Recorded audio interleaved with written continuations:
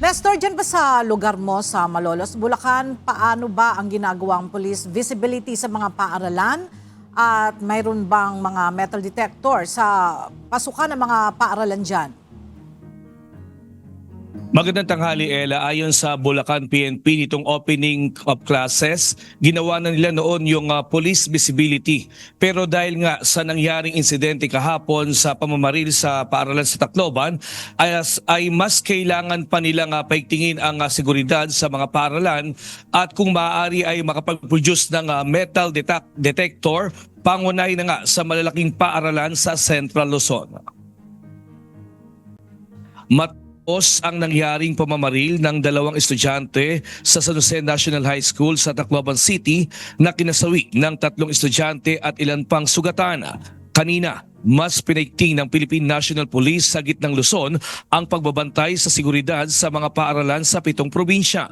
Tulad na lang sa Marcelo H. del Pilar National High School sa Malolos na may 7,000 estudyante. Kanina, hinigpitan na rin ang seguridad sa paaralan ang pag-checkpoint ang pag-check ng mga gamit habang nakabantay dito ang mga tauhan ng PNP. Ayon kay Police Lieutenant Colonel Romel Henebloso, Chief of Police ng Malolos City, napansin niya na walang metal detector na ginagamit ang paaralan. Anya mahalaga ito pagpasok pa lang ng estudyante ay malalaman na ng security ng paaralan kung may papasok ng mga deadly weapon at ipinagbabawal sa loob ng paaralan. Ito po yung matagal na natin ginagawa nung mag-start po yung pasukan, and ngayon po mas pinagting natin.